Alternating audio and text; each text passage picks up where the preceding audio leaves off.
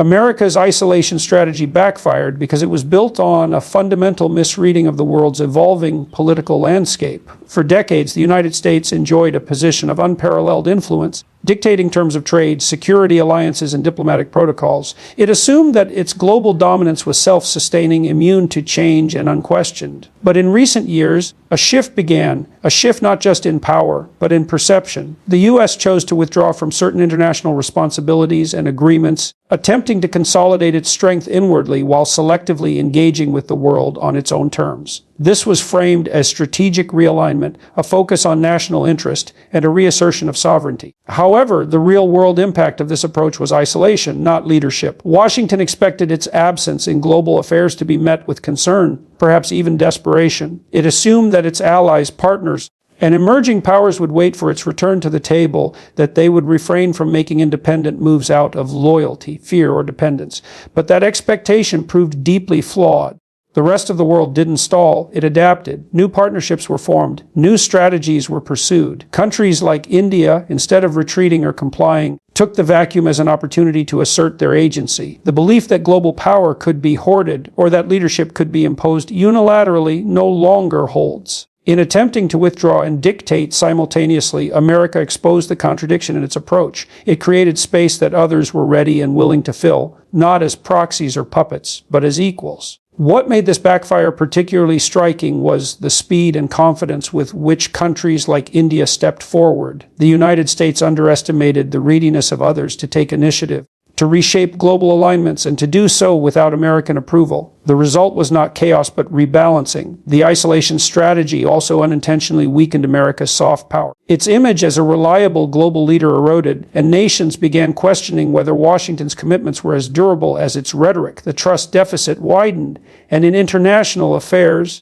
trust is not a luxury, it's currency. In pulling back, America hoped to reassert dominance by forcing the world to recognize its indispensability. But the world responded differently. It didn't plead, it pivoted. And in that pivot, America found itself less central, less influential, and, ironically, more isolated than ever before. The plan to control the chessboard by stepping away from it only reminded others that the game could go on without the original master. India responded to America's strategic retreat not with protest or dependence, but with quiet resolve and assertive sovereignty. Rather than clinging to old alliances or waiting for validation from Western capitals, India chose to walk its own path, defined not by reaction but by principle. This decision was not born from impulse or rebellion. It was a calculated and mature response to shifting global dynamics. India understood that the world was entering a new era, one in which nations would have to chart their own course and stand firmly by their own interests without relying on a singular superpower to guide or approve those moves. As America attempted to recalibrate its global presence through isolationist policies and selective engagement, it assumed that traditional partners like India would follow along, accommodating Washington's priorities in exchange for recognition or support. But India's reply was grounded in its long-standing civilizational awareness and its experience as a post-colonial nation.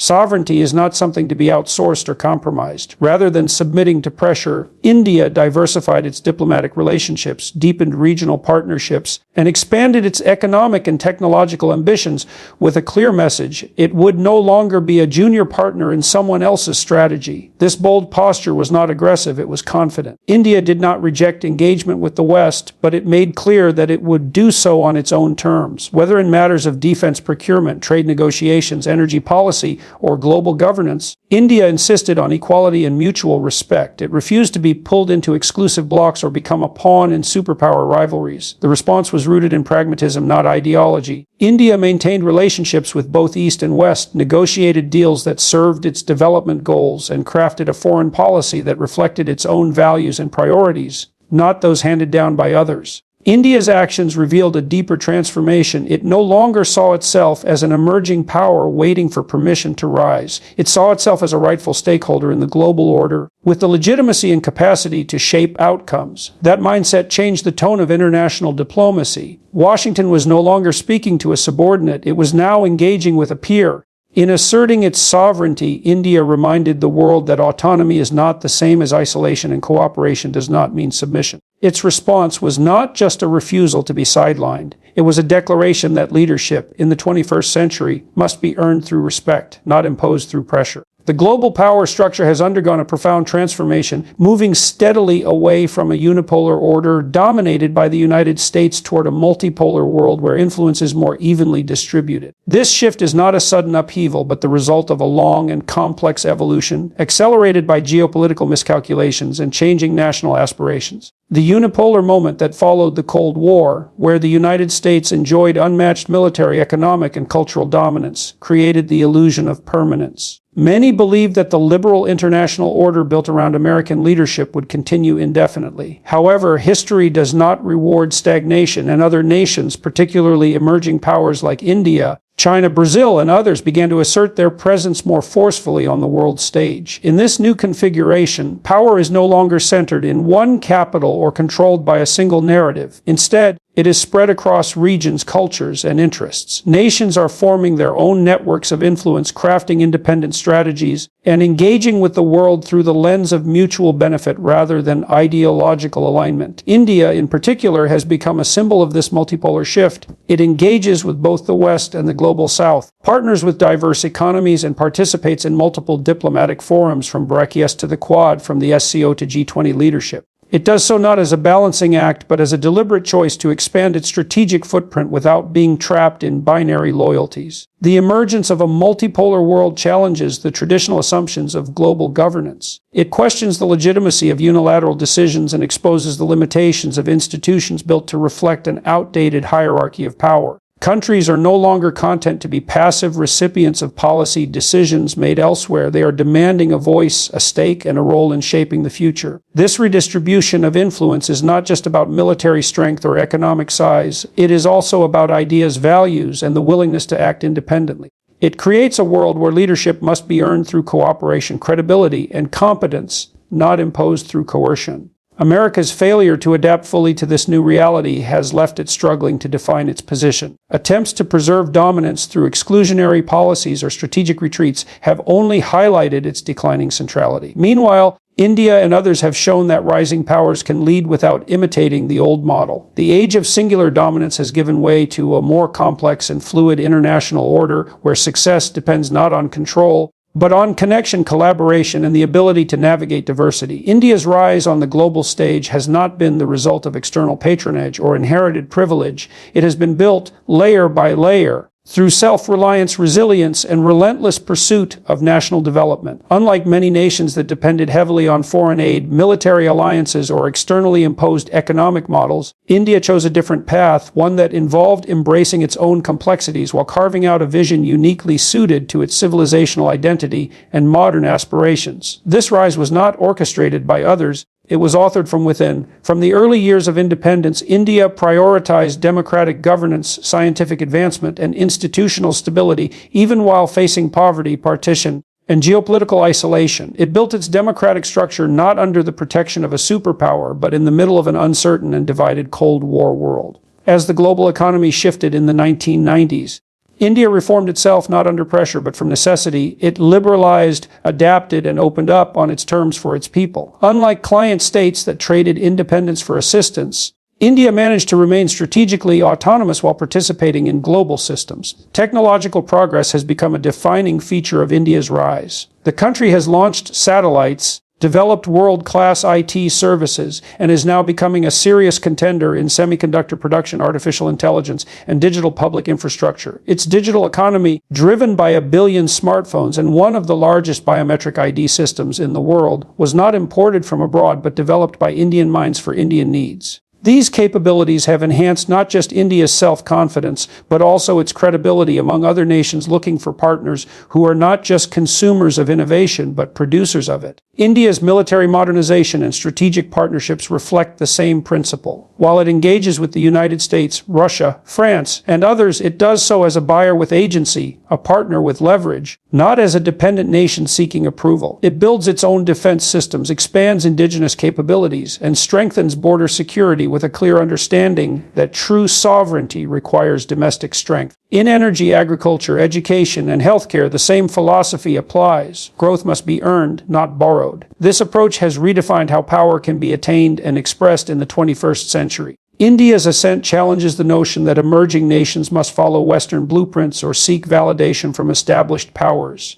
Instead, it proves that modern success can be anchored in ancient wisdom, local innovation, and the courage to trust one's own people. India has not been invited to the global table as a favor. It has taken its seat through effort, sacrifice, and vision. One of the greatest miscalculations made by Western powers, particularly the United States, was the assumption that India's strategic patience and deep-rooted tradition signaled passivity or a lack of ambition. For decades, India was viewed through a lens shaped by outdated colonial narratives or simplistic Cold War binaries. The West often perceived India's measured diplomatic tone, its commitment to non-alignment, and its culturally grounded approach to governance as signs that it would remain content as a regional player rather than emerge as a decisive global force. That perception was not only inaccurate, it was profoundly short-sighted. India's silence in certain global debates was not ignorance, it was introspection. Its traditions were not barriers, they were blueprints for resilience. India has always taken a long-term view of power. As a civilization that predates most modern states, it has learned to play the game of time, understanding that meaningful influence is not seized in a single generation but cultivated through consistency, values, and internal strength. Its democratic structure, federal diversity, and economic transformations are proof that the country has never stood still. The West, in its haste to label nations as allies or adversaries, missed this quiet momentum building beneath the surface. While other nations surged forward with borrowed capital and unsustainable models, India steadily constructed its foundations, not loud, not flashy, but undeniably firm. Strategic patience has been one of India's greatest assets. Rather than reacting impulsively to global provocation or aligning itself hastily in geopolitical blocs, India chose to maintain strategic autonomy. That autonomy has now become a source of strength. When the United States pulled back from its international commitments, expecting the world to pause and wait for its return, India did not. It engaged with new partners, built new institutions, and found its voice in global forums with a calm assertiveness. It did not shout to be heard, it spoke when the moment mattered, and the world listened. Tradition, too, has been misunderstood. Western political thought often sees tradition as the opposite of progress. In India's case, tradition has been the foundation of endurance. Its philosophy of balance, its inclusive ethos, its spiritual depth, and its emphasis on duty over entitlement have shaped a political culture capable of absorbing shocks and adapting without losing identity. The misreading of this as stagnation reflects more about the observer than the observed. India has never needed to mimic others to prove its relevance. Its rise has been distinct, grounded, and deeply aware of its own civilizational worth. What the West mistook for inaction was in fact a patient preparation for a very different kind of global leadership. A new leadership ethos is emerging in global politics, one that rejects dominance through intimidation and embraces influence through cooperation, credibility, and mutual respect. For much of the modern era,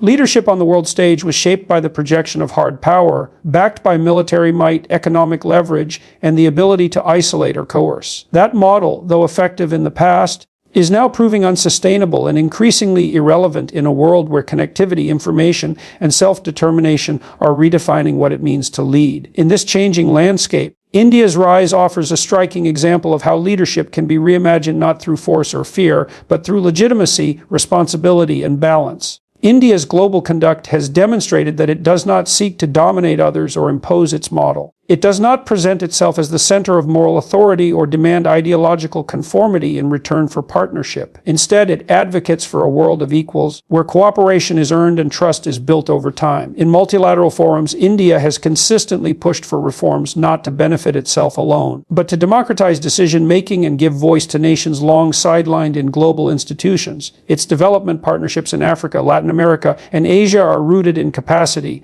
building not dependency. Its disaster relief efforts, vaccine diplomacy, and technology sharing initiatives have focused on service, not spectacle. This approach marks a fundamental shift. While older powers often expect alignment in exchange for support, India's model is based on partnership without preconditions. It understands that genuine leadership today must be adaptable and sensitive to the needs of others. It requires listening, not just commanding, collaborating, not dictating. The world's challenges, climate change, technological disruption, global health crisis, cannot be solved through unilateral action or military solutions. They demand coalitions of the willing, not hierarchies of power. In this context, India's conduct resonates with a growing number of nations that seek sovereignty without submission and progress without dependence. India's leadership ethos is also shaped by its internal pluralism. Managing the complexities of a diverse, multilingual, multi-religious democracy has equipped it with a rare ability to understand and navigate global diversity. This domestic experience translates into a foreign policy that is less ideological and more empathetic. Where others see competition, India often sees coexistence. This temperament,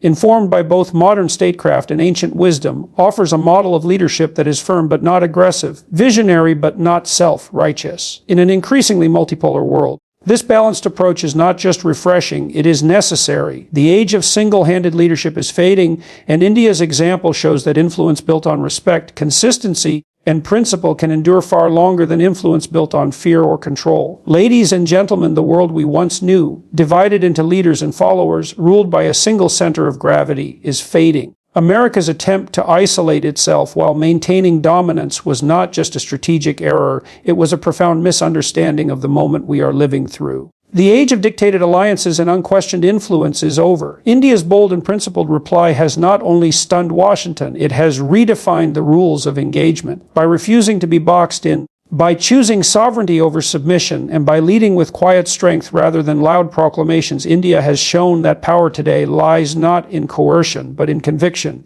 This is more than a political shift. It is a moral one, a moment where the world is no longer waiting for permission to act. It is choosing its own path. And in doing so, nations like India are not just rising, they are reshaping what it means to lead. The message is clear: in a truly free world, no one power gets to decide for the rest. Respect must be mutual. Influence must be earned. And the future, bold, complex, and multipolar, is already here.